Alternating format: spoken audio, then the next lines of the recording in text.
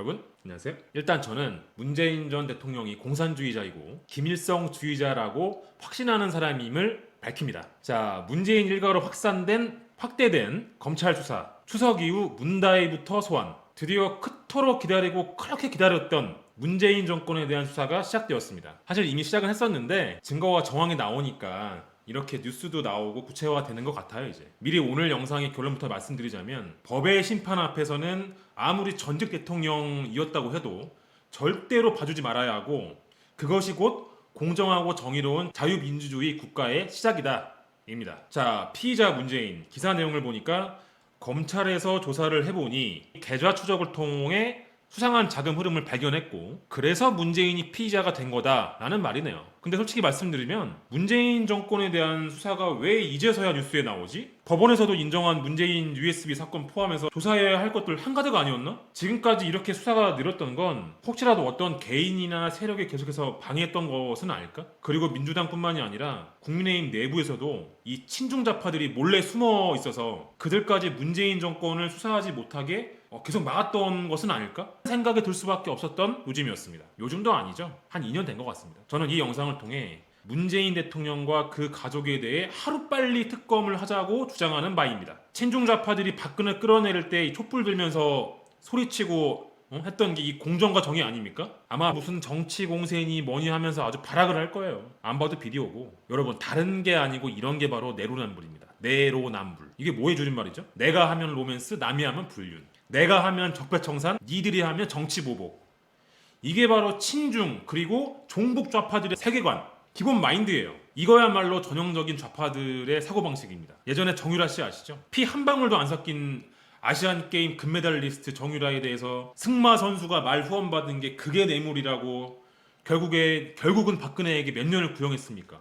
35년을 구형했습니다. 자, 박근혜에게 35년을 구형했었으니까 확실하게 범죄 사실이 입증되면 똑같은 잣대로 최소 35년 이상은 구형해야 하겠네요. 물론 이건 빙산의 일각입니다. 이제 시작이에요, 여러분. 딸과 관련된 거는요, 이거는 문재인 정권 메인 범죄 혐의에는 끼지도 못합니다. 자, 수사 중인 문재인 정권의 5대 적폐를 알려드리겠습니다. 자, 1. 울산시장 선거 개입 사건, 서해 공무원 피살 사건. 3. 통계 조작 의혹. 4. 월선 원전 경제성 조작. 5. 김정은에 건넨 3급 기밀 USB. 이건 하나하나가 다 특집급이어서 한 영상에 담기는 좀 어렵고 다른 영상에서 추가적으로 한번 다루어보는 걸로 하겠습니다. 자, 다시 와서 딸과 관련된 의혹과 혐의가 사실이라고 하면 앞에서는 적폐청산한다고 우파 인사들 싹 다 법원에 줄 세우더니 뒤로는 뇌물을 받은 거네요. 맞죠? 와, 무섭다 좌파들. 나는 반일 선동하고 반미 활동해. 근데 내 자식은 미국이랑 일본으로 유학 보내. 이민도 가고. 대단하다 대단해.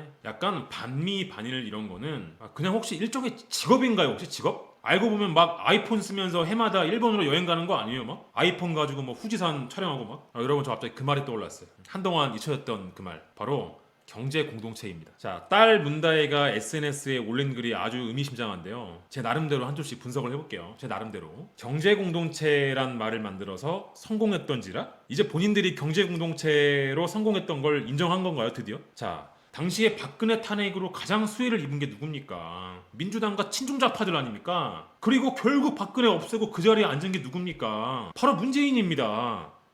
그 딸이 누구예요? 문다혜예요. 저 같으면 이런 말은 안 할 것 같은데 이거 자기 아버지랑 상의는 하고 올린 건가? 자, 계속 한번 읽어볼게요. 그런데 우리는 경제공동체, 운명공동체인 가족인데요? 단어 멋있다. 운명공동체. 야, 운명공동체. 아, 역시 좌파들의 그 이름 짓는 거, 명분 만들기 이런 건 배워야 됩니다.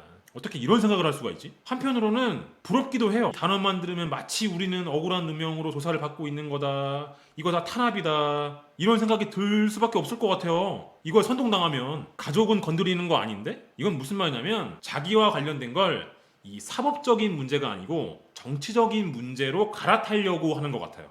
아버지가 정치인이지 자기는 정치인이 아니지 않느냐 하는 건데, 근데 이것도 이상한 게 제가 보기엔 정치 활동 충분히 했었거든요. 막 단상에도 오르고 뭐 기자들 앞에서 뭐 껴안는 거 사진도 뭐 찍지 않았나? 행사를 함께 뛰었다? 그럼 아버지와 함께 정치 활동 한 거라고 생각합니다. 저는 엄연히 자연인 신분이신데, 이 말은 이제 문재인이 퇴임하지 않았냐 이 말인데, 저는 잊혀지고 싶다던 문재인 대통령이야말로 지금은 상황 정치를 하고 있다라고 생각을 하기 때문에 이 주장에도 전혀 동의를 할 수가 없습니다. 양산에서 책방도 하고 주기적으로 책 써가지고 팔고 정치인들도 만나고 SNS도 하고 경호원도 65명이나 데리고 있고 국가 운영에 대해서 이래라 저래라 말도 많이 하고.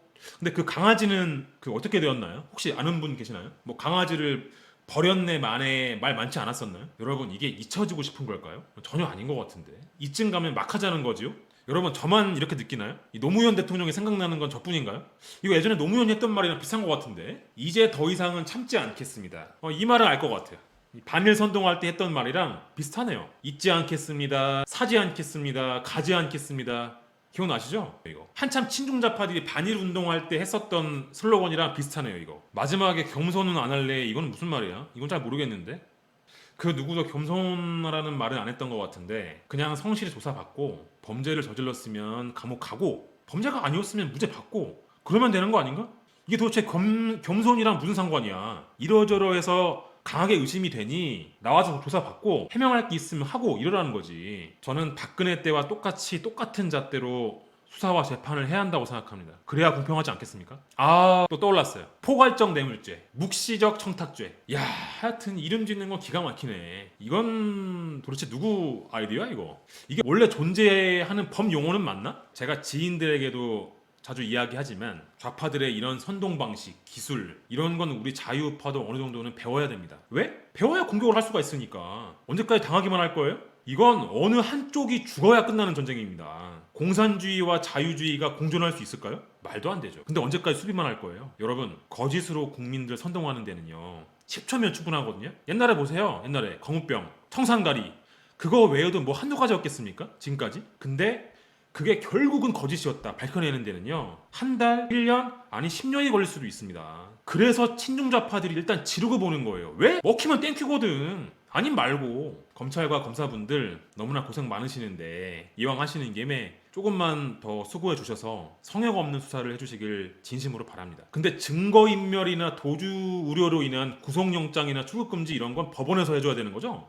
이거 피의자가 오늘 밤이라도 몰래 도망가면 못 잡는 거 아니에요 이거? 필리핀 같은 동남아는 막 섬이 막 수백 개 수천 개? 이런 말 들었는데 이거 불안한데 이거. 그리고 조사할 자식이 딸님이 하나뿐인가? 아들도 있지 않나? 자, 문재인 정권에 대한 영상은 지금부터 시작입니다. 이거 몇 년이 걸릴지 잘 모르겠지만 저는 끝장 볼 거예요. 좌파들과 똑같은 잣대로 진실을 한번 밝혀봅시다. 감사합니다.